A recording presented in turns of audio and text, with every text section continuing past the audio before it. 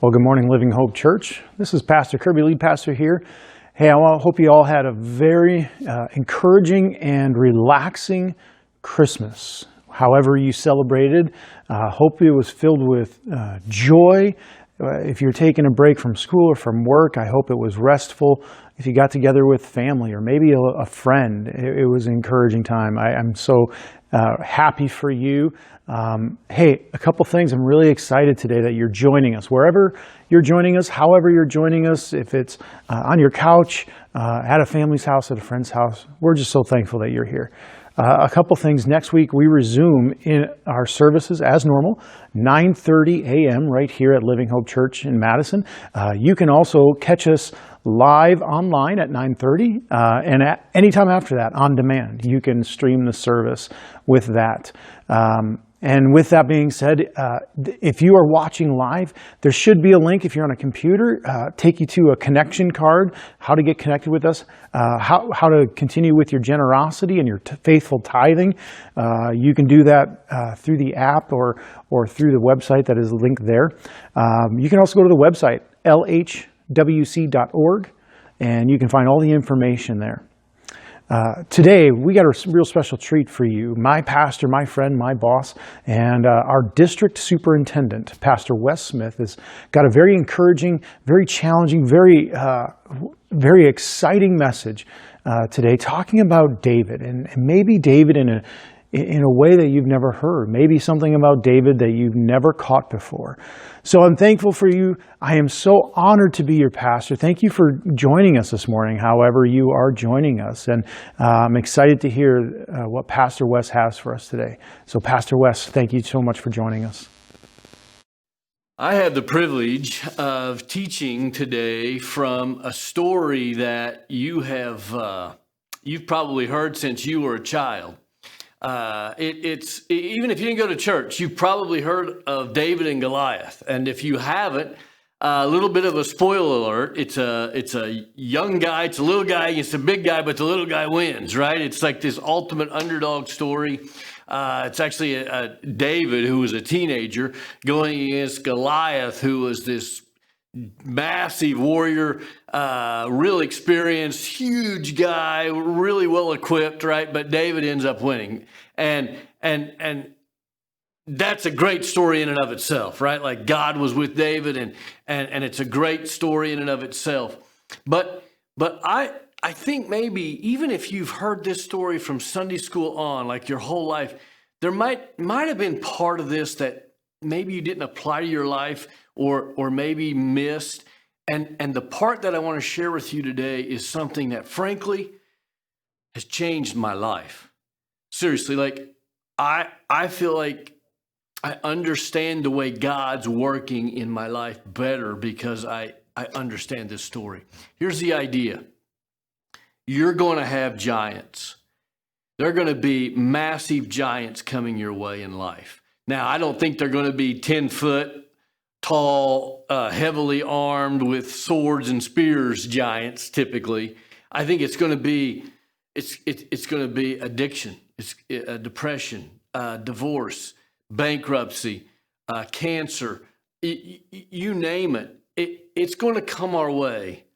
My experience has been that God, He doesn't keep the giants from coming our way. I don't always understand that, to be honest. I actually kind of disagree with that.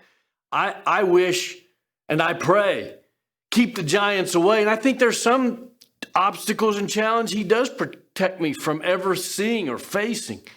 But my experience has been that He lets giants, challenges, hard things come into my life. And rather than giant avoidance, rather than taking them away, He actually builds in me a bold, faith-filled heart to take on with Him the giants that come my way. Again, I'm not necessarily in favor of this. It's just the way God tends to work. So having said that, I want to go back to this story of David and Goliath and just point out 4 ways that God builds in me and in you a faith-filled, bold heart to take on giants. I think he does this in every single one of us. He did it in David's life. I know he's doing it in my life. I'm absolutely convinced he's doing it in your life. If you'll cooperate, if you'll give permission. So here's the first one. If you're taking notes or listening along, the first way I think God builds a heart in your life, I know in mine and David's, is by facing everyday challenges. Like the thing that's right in front of you, like the difficult teenager, the grumpy spouse, the health news that you just received, the financial strain that you might be under. Like the challenges right in front of you is the first way God's going to use to build an amazingly bold, faith-filled heart in your life. This is what, so verse 34 of 1 Samuel chapter 17 says this. David says to Saul, "Your servant has been keeping his father's sheep. When a lion or a bear came out and carried off the sheep from the flock, I went after it, struck it, and rescued the sheep from its mouth. When it turned on me, I seized it by its hair, struck it, and killed it. Your servant has killed the lion and the bear. This Philistine will be like one of them because he defied the armies of the living God."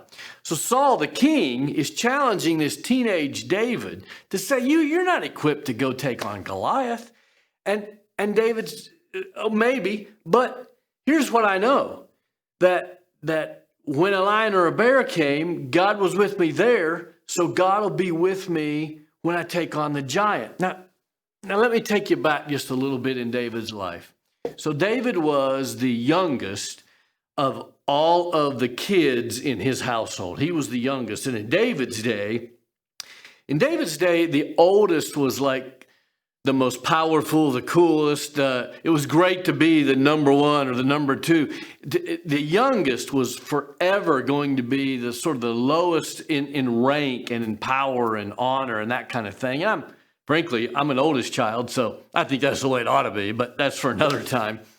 But so David, while his brothers were in the army fighting and getting honor, David was left at home to care for sheep. And being a shepherd wasn't necessarily an esteemed position, but that's where David finds himself. He's all alone. He's caring for sheep. And apparently a bear comes. And his reaction, let's just say this, is probably a little different than my reaction would have been. My reaction would be, okay, they stuck me out here to take care of sheep. They don't think much of me. There's a bear. I'm not risking my life for a sheep. Like every organization has depreciation, right? You win some, you lose some, right? Like, yeah, have a sheep, enjoy, But David says, no, this is the challenge in front of me. And I'm going to take this challenge on with God. Maybe nobody will notice, but it's what's in front of me. I'm going to win this with God. I'm going to do my part and see if he partners with his part. He does. And God comes through. You don't take on a bear or a lion unless God helps. And you're very aware of that. And David becomes aware of the fact that in whatever he's called to do, whatever's in front of him, whatever challenge it is, God's with him. And until you start facing everyday challenges with God and discover for yourself that he's with you, when Goliath comes, you won't be prepared. Maybe this encounter for me will help you. So I don't know if you've ever been to Devil's Tower. It's the northeast corner of Wyoming. It's this rock that just comes straight up out of the earth, and it's just straight on all sides. And I always, as a younger man, wanted to climb Devil's Tower. It's an accomplishment for a rock climber to climb Devil's Tower, and I wanted to do it. But the problem for me is I am terrified of heights. Like, I don't like to be much higher than the roof of my house off the ground. But I really wanted to climb it, and I had a friend who constantly encouraged, hey, I climb it all the time. It's fun. You'd love it. You'll get over that fear of height stuff. We'll have a blast. Climb it. And after a couple years of this, I finally said, okay. So we go to the tower. We sit at the base of it, And you have to take this little, it's about a half-hour class. And in this class, they teach you like how strong the ropes are that you're going to be hooked into, the carabiners, the harness, the whole thing. They give the whole spiel. You know, this rope will hold 400 pounds, and this carabiner is rated to this, and all more than I weighed. So intellectually, I understood that as long as I was hooked into the various points, I was going to be fine. We started the climb. I got about halfway up, and we reached a section that was just sheer. Just looked like to me there were no holds at all to climb on. But the guy I was with, I mean, he was a typical rock climber, right? He weighed 150 pounds, and it was like one solid muscle, and his hands were super strong. He just shinnies up this thing, right? And I'm down at the bottom of this phase, this leg, if you will, and I don't see any way up, but there's no other options. So I start climbing, and I get about halfway up, and the weight on my fingers, well, let's just put it this way. I'm more than 150 pounds. I'm 200 and none of your business pounds, and I don't have enough strength in this hand to hold it up for very long, and I fell. And I screamed. I mean, he says, the guy I was with, he says I screamed for my mommy. I don't remember doing that. Maybe I did, maybe I did. I do remember screaming because I was terrified. Fall all the way down, and not to the bottom, to where the rope caught me. Fall all the way down to that and just stopped. Whew. Worked my way back up to that spot, climb about halfway again on that part of it, and fall again. I fell 3 times on that one section. But you know what? The 3rd time I fell, it was kind of fun. Seriously. It was kind of fun. I fall, I kind of enjoyed the view. It was kind of, wow. What had changed between the first time and the 3rd time and all the subsequent times that day that I fell? You see, I had started to believe real deep down in my gut that the rope and the carabiners and the harness, it would hold me. I was going to be okay. That's what God does with your everyday challenges. Is He begins to teach you that He's got you. He's going to be with you. And your faith gets stronger and bolder. And when Goliath comes, you're more ready for it. So that's the first way that God's going to build your faith, is with everyday challenges. The second way is through criticism.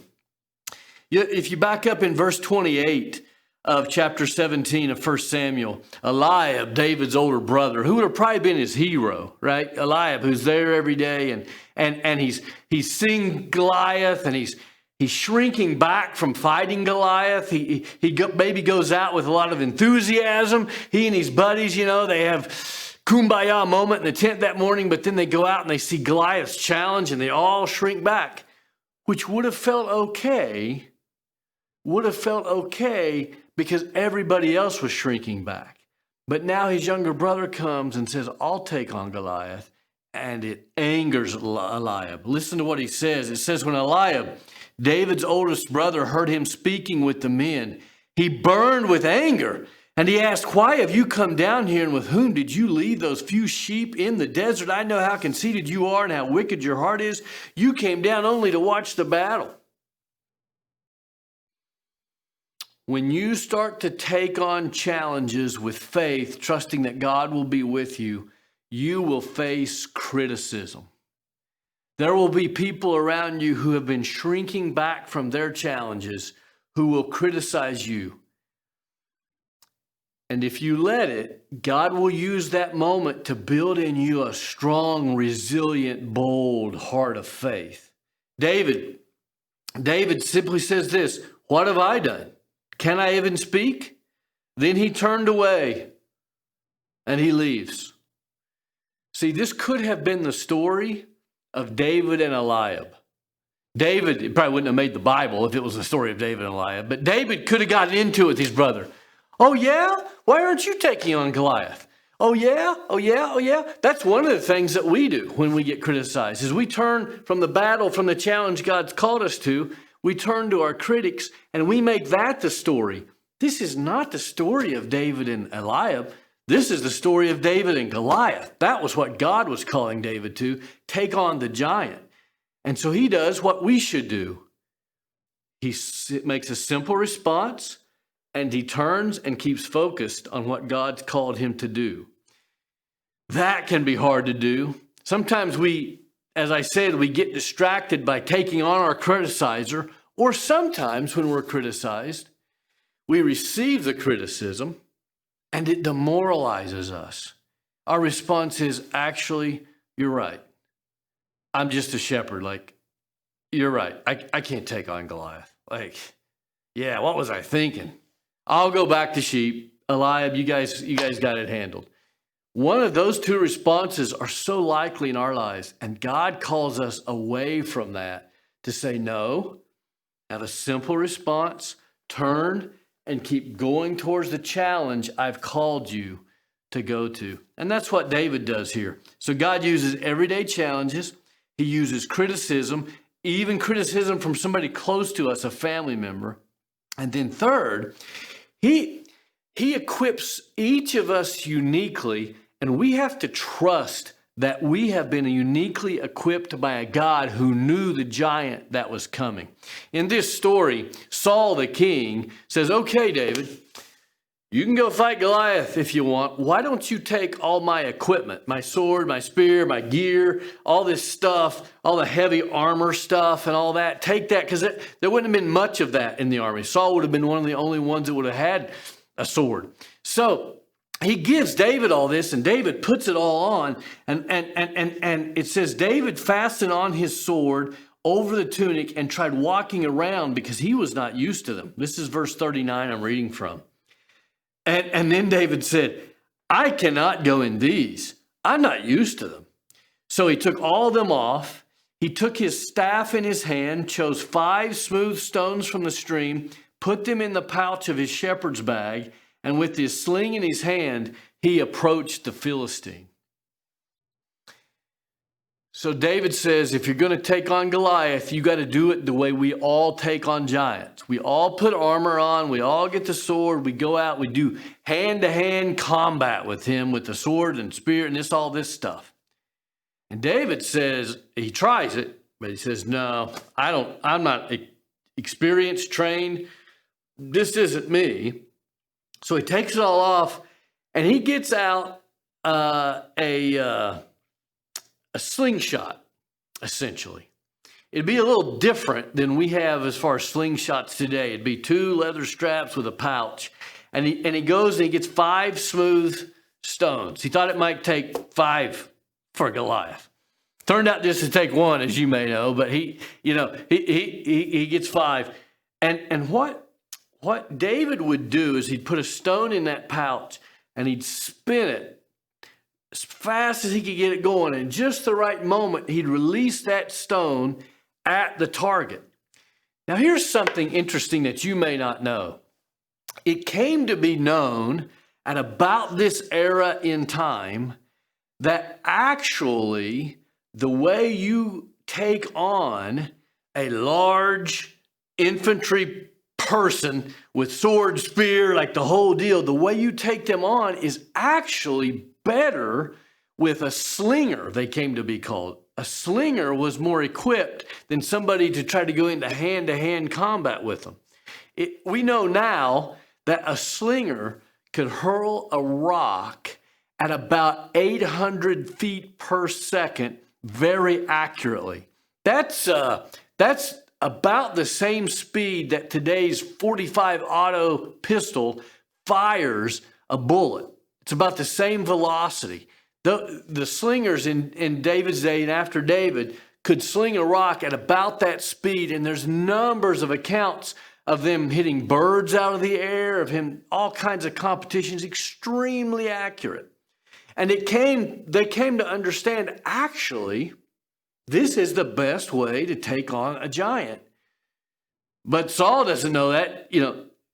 Everybody looking at this story would say, you're crazy. You're going after Goliath with a slingshot? We've not heard of this before. That's a bad idea. And David says, all I know is God's equipped me to be really good with a slingshot when I take care of sheep. So I'm just going to use what I know. Here's the application. You may feel undereducated. You may feel like you don't have, maybe you're not articulate enough, or athletic enough, or smart enough, or whatever it is to take on. Maybe you don't feel experienced enough. This is David's first Goliath, right?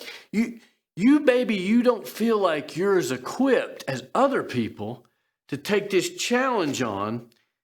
And yet what God is asking you to trust him with is that he knew Goliath was coming. And if you've been following him and just walking where he has been leading you in life, all along he's been equipping you to face that giant. You are ready. You can take this giant on. God's been preparing you. And Scripture teaches us that he only allows the giants to come that he's equipped you to face with strength and dignity and faith. And even if Goliath kills you, even if something, you will serve your purpose in that struggle because he's equipped you for that. And he's prepared you. You may not fight your giant. You may not fight your marriage challenge, your parenting challenge, your health challenge, your financial challenge, your emotional challenge, the addiction, you may not fight your giant like your neighbor or your mom or your sister or your brother. And frankly, because of that, they might criticize you. But God is saying, I knew it was coming. I've equipped you. Let's do this together. Let's fight this together. So, that's 3 ways. Through everyday challenges, through the criticism that you face, and by preparing you in a real unique way, he's been training you. The 4th way is in a crisis moment. In crisis moments, God not only builds your faith, but he also builds then the faith of people around you for them to face their giants. And you've been prepared to face your giant by other people facing their giants. We're a community that faces stuff together. And God uses one person's bold heart to build another person's bold heart. Watch what happens. So David walks to Goliath, and Goliath starts talking trash. He says, am I a dog that you come at me with like a sling and a stick? The Philistine cursed David by his God. Come here, he said. Come here. I'll give your flesh to the birds of the air and the bee. I'm going to feed you to the animals, he says. David says to the Philistine, you come against me with sword and spear and javelin, but I come against you in the name of the Lord Almighty, the God of the armies of Israel, who you have defied. This day the Lord will hand you over to me, and I'll cut off your head, and I'll give your carcass to the birds. He's not trash talked a lot before, so he just repeats Goliath. Like, I'm going to feed you to the animals, right? So he goes and he gets one stone. And if you know the story, perfect shot, the first shot right on the forehead. Goliath is down. He runs up, cuts his head off. Brutal times. Cuts his head off. But what happens next is all of Israel's army who had been shrieking back in fear, they get courage from this moment and they all charge. And this enemy nation that had been persecuting them, killing them, they're defeated that day. They win a great victory that day because David took this step. All of their faith was more bold. Their hearts grew as they watched David do this. And I'll tell you this, when you start to face your everyday challenges and people see that the God you serve can be trusted, their heart will grow. Their faith in God will begin to get bolder. They'll get more resilient. It'll make a big difference in their life. There's a lot at stake when you grow. Because when you grow, people around you grow. I remember when I was I think I was in fourth grade. Yeah, I'm sure of it. I was in fourth grade. And my dad I went to this very difficult school where there was a lot of bullying and a lot of tough stuff that happened. And my dad would give me this talk about how I should stand up for the weak, right? But I'd go to school and stuff would be going on. And I'm like, if Dad was here, he could fix this, but I'm not getting part of this. That could hurt, right? Well, that kind of changed for me in the fourth grade. My family and I were driving down a country road, and I remember this so vividly. Off to the left, on the other side of the road, in the shoulder of the road, kind of up a little dirt alley, there was a car parked there, and a man had a woman by the neck and had her bent over the car and was shaking her. And cars had just been maybe honking or something, but just driving by. And this is pre cell phone days, right? So nobody you could call in that instant. They'd just been driving by, and my dad just slams on the brakes and rolls his window down and starts yelling at the guy to stop. And the guy's startled because nobody's been challenging him. And he looks up and he yells something to my dad, and he starts to let her go, and then he does and turns to my dad, and then he begins to say to my dad some words that, as a fourth grader, I hadn't yet heard. These were new words, right? Very interesting words to me, and my brothers and I were just like, wow, what is this? And my dad says to the young lady, he said, can you get help? Can you get away? Can you get to safety? And she kind of staggers off and begins to get to safety. And then the guy walks around to the back of his car, opens up his trunk, and pulls out. Back in the day, you may remember we used to have these big 4-prong tire irons, these big things to change tires with. He pulls out this big old tire iron, slams the trunk down, and he begins to walk across the road to where my dad has his window pulled down. Now, at this point, my mom gets involved. She begins to tell my dad, it is time to go. It is time to go. And they begin to have this very fascinating argument in the front seat, right? This whole scene was fascinating as a fourth grader, right? And she says, it's time to go. And she's in very strong words telling my dad, roll your window up, let's go. Instead, knowing that this young lady was not that far away and still needing to get further away to safety, he steps out of we had a van. He steps out of the van, shuts the door, and tells Mom, lock the door, and if something goes wrong, get out of here quick. My mom desperately disagrees with this plan and is yelling, no! But Dad shuts the door. And then Dad just turns and faces the guy as he comes. I remember to this day, and these days, beards and long hair are kind of cool, but in those days, only a few crazies, right? And this guy had long hair and a beard, and he was walking across the road, and he was saying stuff to Dad, telling Dad what he was going to do with that tire iron. And boy, it was fascinating. My mom's yelling out the window. It's crazy. And Dad just stands there, and the guy walks across the first half of the road, gets about 3 or 4 feet from my dad, stops, turns around, walks back, throws his tire on the trunk, jumps in. I remember him spinning his tires in the dirt and takes off. Then I remember there's this negotiation between my mom and my dad as to whether Dad was allowed back in the van, but eventually she allows Dad back in the van. We drive to the nearest police station a few miles away and report the situation. And I'm not telling the story because my advice to you is to handle it just like that. I don't know that was necessarily the best way, but I tell you the story because something changed in me. Because now my dad's words to me about standing up for people in this world took life, and my heart grew. And I became bolder. And that's what happens when whatever's in front of you, whether it's justice or whether it's some other kind of challenge, whatever it is in front of you, you stand up, empowered by God's Holy Spirit within you, and you say, I will do what I can. I will take this lion. I will take this bear on. I'll take this health challenge. I'll go see a counselor. I'll have a difficult discussion with my child. Whatever it is, I'll do my part. There may be people more educated, or there may be people more articulate, or whatever. But God's put this in front of me. I'm going to take it on. And when you do that, no matter the outcome, people around you are going to see that your faith in God is real, and their faith is going to grow.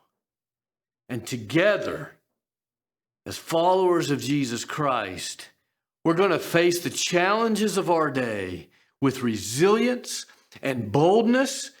People are going to look at us and say, they live with such optimism and joy despite the circumstances. And we're going to say, we're doing our best, but it's because we believe in the God we serve. He is able. And when we do that, the world will see us, and they'll want the relationship with God that we have. So there's 4 ways God's going to build your bold heart. The first is through your everyday challenges. The second is through the criticism that you're going to face. It's coming. The third is by equipping you very uniquely, not like anybody else. And then in those crisis moments, God's going to give you even more strength. And you're going to face that moment in a doctor's office, or in a counseling session, or in a classroom, or wherever it is. And those around us, they're going to grow as a result. Let me pray with you. Father in heaven, it's a joy to know that you live with me, and that you want to build in me a bold heart, and in all of us a bold heart. So right now we submit to you in our lives. We cooperate with you. Build in us the kind of faith that can take on giants, because we live in a world where there's giants. But you're a giant conquering God. We love you. I pray all of this in Jesus' name. Amen. Amen.